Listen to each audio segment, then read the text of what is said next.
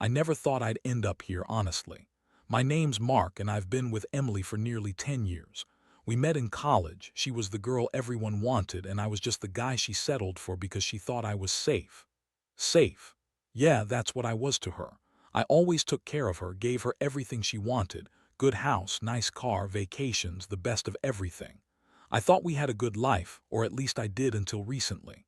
Things started feeling off about 6 months ago. Emily, who's always been a bit of a bitch, yeah, I said it, started acting strange. She'd get defensive when I asked about her phone, would go silent when I tried to bring up our plans, and suddenly she was working late more often than not. I didn't have a reason to doubt her at first, but I started noticing little things. Her phone screen turned off whenever I walked into the room. Her excuses for why she couldn't meet up with me got more pathetic and hurried, and her wardrobe started to change. She bought new clothes I never saw before, and they were scandalous way more revealing than she used to wear. It was last month when I saw her phone buzz with a text that made my stomach drop. I was lying in bed trying to sleep when I looked over and saw her hide it under her pillow as she hurried into the bathroom.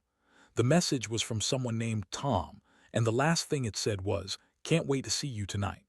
My mind raced. Who the hell was Tom? I didn't know any Tom that she'd be texting, especially not at this hour. That night I couldn't sleep. I kept thinking about it. I decided to check her phone after she fell asleep. I knew it was wrong, but I couldn't help myself. I unlocked it, and what I found was worse than I expected. There were dozens of messages, flirty, suggestive, downright explicit. She was talking about sex, about meeting up, about how she was so wet just thinking about him. The guy, Tom, she claimed to have met at some volunteer event she started volunteering for recently. Yeah, I never suspected a thing until I saw that. I learned that Emily had been cheating on me for months, probably even longer. I don't know how I missed it. Maybe I was blind, or maybe I just didn't want to see. But there it was, plain as day. She was sneaking around behind my back with her childhood hero, a former pro athlete named Rick. I remember when she first started talking about him, all starry-eyed like he was a god. She'd go on about how they'd met at that charity event I introduced her to, yeah, the one I thought was for helping kids, not for her to finally hook her latest fling. What really kills me is that I was the one who arranged the charity event. I wanted to do something good, meet some decent people, maybe find some connections that could help my career. And instead, she used it as an opportunity to cheat on me with her hero. Rick was this guy I looked up to once, an Olympic gold medalist, a legend in his sport. I honestly idolized him when I was younger, and I even told Emily how much I admired him. Now I think of how she used that admiration, that connection, to get closer to him. It hit me like a punch in the gut. She lied about everything, said she was just volunteering, that she was doing it for charity, for the community. Meanwhile, she was sneaking around with someone I used to think was a hero. Even after all these years, I still felt like a fool. How could she betray me like that, especially with someone I once looked up to? It wasn't just the betrayal. It was the fact that I was stupid enough to trust her. I never imagined she'd be capable of this kind of treachery, especially with someone I'd considered a role model. That discovery changed everything. I felt betrayed, humiliated, and stupid. But mostly I felt angry, so damn angry that I wanted to rip her apart for what she did. I kept thinking about how she lied to my face, how she played the innocent wife when she was out fucking my childhood hero. It was like my whole life was a lie. That's when I decided I had to do something, but I wasn't sure what yet. I just knew I couldn't let her get away with it. The next few days were a blur. I couldn't eat, couldn't sleep, and every time I saw her, I felt this swirling mix of rage and heartbreak. I kept replaying the moment I found her messages, her lies echoing in my head. I was furious at her, furious at Rick, and honestly furious at myself for not seeing it sooner. How could I be so blind? I always thought I knew her, thought I knew everything about her. Turns out I knew nothing. She kept acting like everything was fine, like I was overreacting. She'd throw attitude when I questioned her, call me paranoid or insecure. That bitch was a master of lies. I caught her in so many small lies leading up to that, about where she was, who she was with, what she was doing. She'd lie with that bitchy smirk, acting innocent like I was crazy for suspecting her. But I had all the proof I needed now. Her phone was full of those conversations, and I had seen through her lies. I decided I needed to confront her face to face, but I wanted to do it right. I wasn't just going to accuse her without evidence, but I also didn't want to give her the chance to spin her web of bullshit again. So I set up a plan. I waited until she was supposed to be at work, then I went through her phone again, took screenshots of every message, every photo she sent Rick, everything I could find. I also looked for any evidence of what she was doing when I wasn't around, hidden receipts, hotel bookings, anything that might tell me where she'd been. That night when she came home, I was waiting in the living room. I told her I knew everything. Her face froze. Initially she tried to deny it, to lie her way out of it. "You're crazy, Mark. You're just jealous. You're imagining things." But I didn't buy it. I threw her phone on the table and showed her the screenshots.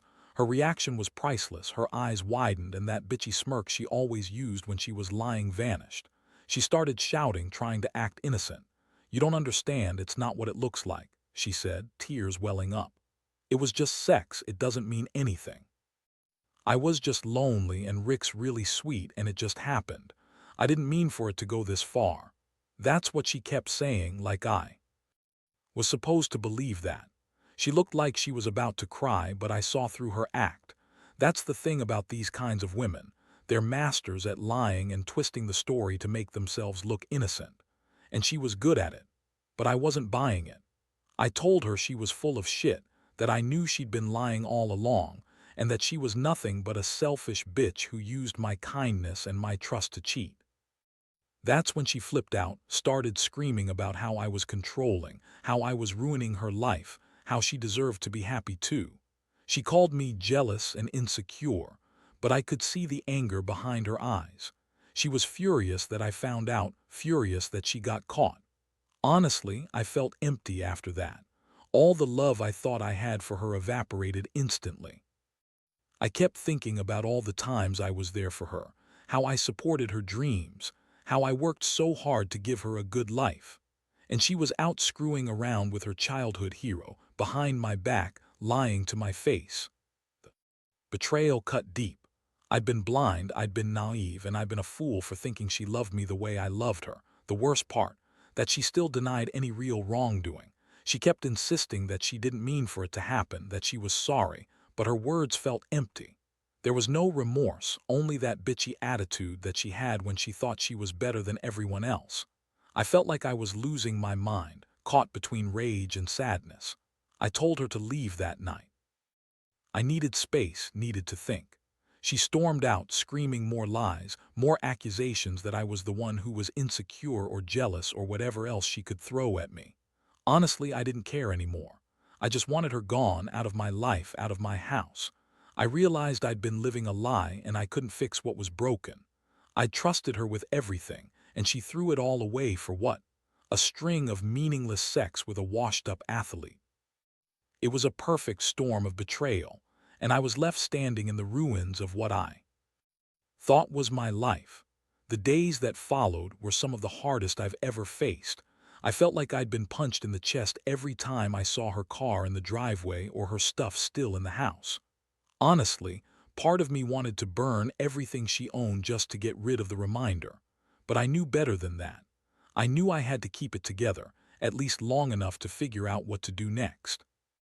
I spent most of my time at work trying to stay busy, but every little thing kept pulling me back to her. I kept imagining her with Rick, how they'd be laughing, fucking, doing God knows what. It made me sick. I kept asking myself how she could be so callous, so manipulative. She told me she was lonely and misunderstood, that she didn't mean for it to get out of control. Yeah, right. That level of betrayal doesn't happen by accident. One thing I couldn't get out of my head was that Rick guy. My childhood hero. The guy I used to look up to, who I'd always admired from afar. And now he was just some guy who used my wife for sex, who probably got a thrill out of betraying a guy like me. That thought made me furious. I wanted to confront him, but I knew that wouldn't do anything productive. Still, I couldn't help but fantasize about what I'd say to him if I ever got the chance. Something brutal, I guess. But I knew that wouldn't fix anything either. Meanwhile, Emily kept trying to reach out to me. At first, I ignored her calls and texts, but then she started sending those condescending messages, acting like I was overreacting. She'd say things like, "You're just insecure," or "You're making a big deal out of nothing," like this was all some silly misunderstanding she just needed me to forgive her for. That made me angrier. She had no idea what she'd done, and honestly, I doubted she cared. It was like she thought she could manipulate her way out of it just like she always did. One night, I finally broke down and responded to her. I told her I needed space, that I was hurt, and that I didn't want to see her or hear from her for a while. I also told her that I knew she'd been lying, cheating, and that I wouldn't be fooled again. Her reply was typical, a string of bullshit excuses, more denial, and a final shot at me for being paranoid and controlling. I just shook my head. That woman thrived on twisting things to her advantage. The worst part was that I started questioning myself. Was I overreacting? Maybe I was just insecure. Maybe I was making a mountain out of a molehill, but deep down I knew the truth.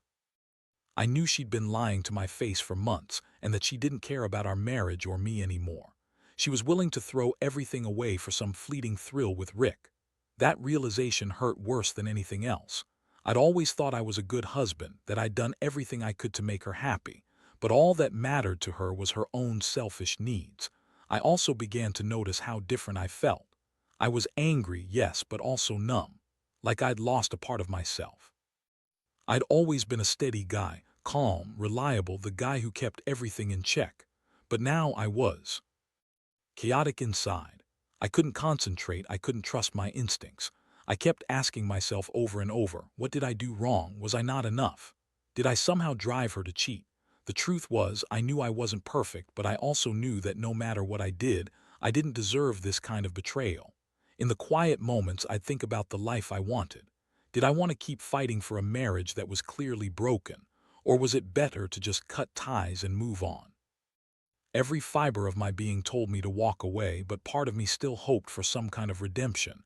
Maybe I was stupid for that, but I hated the idea of just giving up, of letting her win. I've always believed in loyalty, in fighting through hard times. But this was different. This was a betrayal unlike any I'd ever experienced. It made me question everything I thought I knew about love, trust, and myself. I still remember lying in bed one night, staring at the ceiling, feeling the weight of it all crushing me. I wondered if I'd ever feel normal again, if I'd ever trust someone the way I trusted Emily. Deep down, I knew I'd be okay eventually. I had to be. But right now, I just felt broken. I kept asking myself, how did my perfect life turn into this nightmare? And more importantly, how do I ever trust anyone again? The days blurred into one another, each more miserable than the last.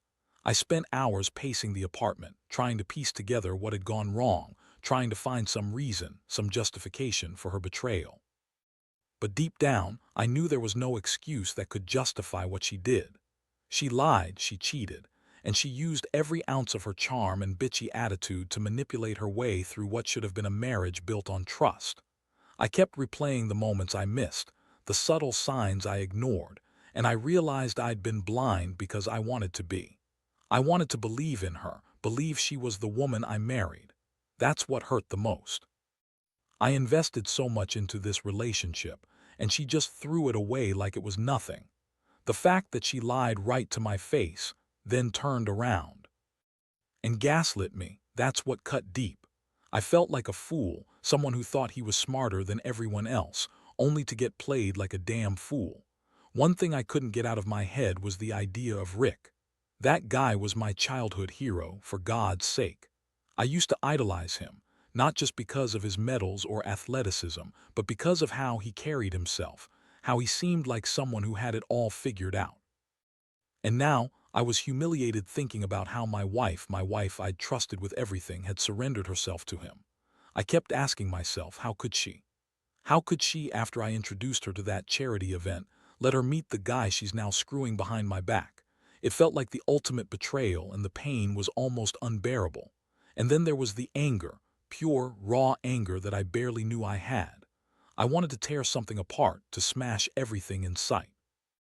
I kept imagining walking into the gym where Rick worked out, waiting for him to come out and just letting loose on him. But I knew that wouldn't solve anything. No, what I needed was a plan, a way to get revenge without just losing my shit. That's when I started thinking about how I could make her pay, how I could make Rick regret ever crossing that line with my wife. I decided I'd get some leverage, something she wouldn't expect. I was going to find out more about Rick, his routines, his contacts, maybe even a weakness.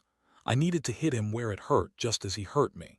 But more than that, I wanted her to feel the pain she caused me. I wasn't just going to walk away and forget about this.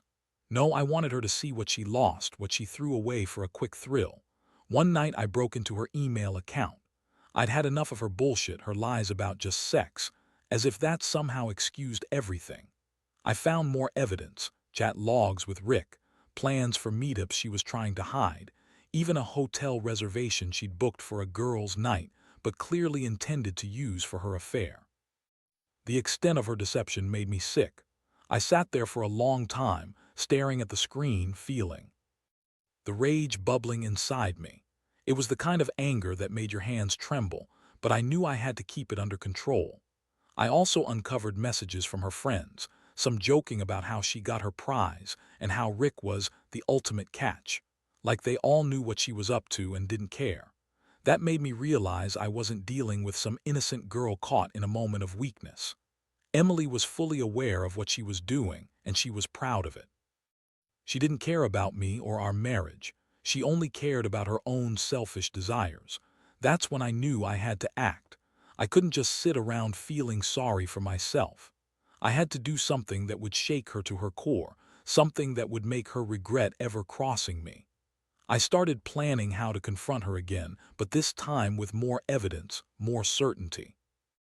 I also started thinking about how to make her regret choosing Rick over me, how to make her see that she'd thrown away everything she ever had, her marriage, her reputation, her dignity. I was furious, but I also felt a strange sense of clarity. I realized that I'd been putting up with her bullshit for too long, that I deserved better than someone who would betray me with a guy I once admired. And I knew I wouldn't stop until I made her understand that she had lost something valuable, the man she once called her husband, and that she'd never find someone who loved her the way I did, or as much as I thought I did. The betrayal was a punch to the gut, but it also lit a fire inside me. I was done being a victim. It was time to fight back. The next step in my plan was crucial. I needed to catch her in the act, or at least have undeniable proof that would leave her no room to deny everything. I couldn't just confront her based on the screenshots and accusations. I had to see her slip up, make her betray herself again, or I'd have no real leverage. So I started setting traps, subtle ones, but effective enough to get her to reveal her true colors. I installed a hidden app on her phone, one that tracked her location and intercepted messages. I knew her habits, the places she frequented, her routines at work, her plans with her friends. I wanted to catch her red-handed in the moment. For weeks, I monitored her movements, waiting for the right moment when I'd find her with Rick or someone else, proving beyond any doubt that she wasn't just lying but actively cheating. One afternoon, I got the alert I'd been waiting for. Her phone pinged her at some downtown hotel, an address I recognized from the hotel reservation she'd made. I was stunned. She was there, going inside with a guy I didn't recognize at the time. My heart pounded. I didn't want to jump to conclusions, but I knew that was enough evidence. I decided I'd go there myself, to catch her in the act or at least confront her when she came out. I waited outside the hotel, hiding around the corner, trying to stay calm but feeling like I was about to explode. Sure enough, after about 20 minutes she emerged, her face flushed, hair disheveled, and with that guilty look she always got when she was lying. She saw me, froze, and then tried to pretend she hadn't noticed me. That's when I stepped out from behind the corner and confronted her. "Who is he, Emily?" I asked, my voice low but steady. Her eyes widened and she immediately started to spin some bullshit about how it was just a business meeting, how she was helping a friend, how she was just doing some volunteer work. I didn't buy it. I looked at her with disgust and told her I knew everything, about Rick, about the hotel, about her lying to my face. She started crying, of course, That classic "I'm so sorry, I didn't mean for it to go this far" act.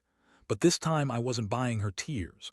I told her I didn't want to hear her excuses anymore, that she'd thrown away everything for some pathetic fling with her childhood hero. I told her I was done, that she could leave, and that I was filing for divorce. I wanted her to see the damage she'd caused, to realize what she'd lost, the trust, the respect, the marriage. She begged, of course. Said she loved me, that she was sorry, that she'd change. But I knew better. I knew this wasn't just a moment of weakness, it was who she was. Someone who lied, manipulated, and betrayed her vows without a second thought. I looked her in the eyes and told her she had no right to come back, no right to expect forgiveness, that I'd never forgive her for what she'd done, and that I'd spend the rest of my life making sure she understood how much she'd lost. When she finally left, I felt a strange mix of relief and emptiness. Part of me wanted to believe she'd be sorry, that she'd change, but deep down, I knew I'd been betrayed in a way I'd never recover from easily. I realized I'd have to rebuild myself from the ground up. I couldn't keep living with the ghost of what we had. That night, I sat alone in my apartment, staring at the empty space where she used to sleep, wondering how I got here and what the hell I was supposed to do next. The truth is, I still feel the sting every day. The image of her with Rick, that smug look on her face, her lies, her betrayal, they haunt me. But I also know I can't keep living in the past. I've got to move forward, even if that means starting over. I learned my lesson the hard way. Trust is fragile, and some women, like Emily, are willing to burn everything down for a fleeting moment of pleasure. I don't regret confronting her, even though it hurts so damn much. I just wish I'd seen it coming sooner. But now I know better. Never again. The days after she left felt like walking through a fog. I was numb, angry, and honestly broken. I kept replaying everything in my head, trying to make sense of how I'd gone from being this guy who thought he had it all figured out to someone who was blindsided by his wife's betrayal. The worst part was realizing how much I'd trusted her, how she used that trust to screw me over with a man I once admired. It was a slap in the face every time I thought about it. In the weeks that followed, I started to pick up the pieces. I threw myself into work, trying to drown out the pain, but it was no use. The betrayal was always there, lurking in the back of my mind. I saw her in every shadow, heard her voice in every quiet moment. I kept asking myself why. Why did she do it? Was I not enough? Did I fail as a husband? But deep down, I knew that no matter what I thought, she was responsible for her choices. I didn't hold the blame entirely. I was just a victim of her selfishness. I also realized that I needed to forgive myself, not for what she did, but for trusting her in the first place. I had to accept that sometimes people change, and some betrayals are so deep that they leave scars that never fully heal. But that doesn't mean I have to stay broken. I started to see this as an opportunity to rebuild, to learn, to grow stronger from the pain. Most importantly, I learned that I deserve better. I deserve honesty, respect, and someone who values me for who I am, not for some fantasy or hero worship. Emily's betrayal showed me that I can't let anyone manipulate my trust that easily. It's a hard lesson, but one I'll carry with me. I've come to understand that sometimes the only way to move on is to cut the dead weight and focus on healing myself. Now, I'm working on that. I'm seeing a counselor, talking to friends, and slowly rebuilding my confidence. I refuse to let her define my future. I want to be the man I was before she shattered me, stronger, wiser, and more aware of what real loyalty looks like. I know it's going to take time, and I know I'll have bad days. But I also know that I'm not alone in this. Plenty of guys have been through worse, and they've come out okay on the other side. If I could give any advice to someone reading this, especially if you're going through something similar, it's this: don't ignore the signs. Trust your instincts and don't be afraid to confront the truth, even if it hurts. Protect yourself. And most of all, don't settle for someone who doesn't value you. Because at the end of the day, love isn't about sacrifice, it's about mutual respect and honesty. When that's gone, everything else is just noise. I'm still healing, still learning how to trust again. But I'm moving forward. And if there's one thing I know for sure, no matter how much it hurts right now, you'll come out the other side, stronger, wiser, and ready for whatever life throws at you.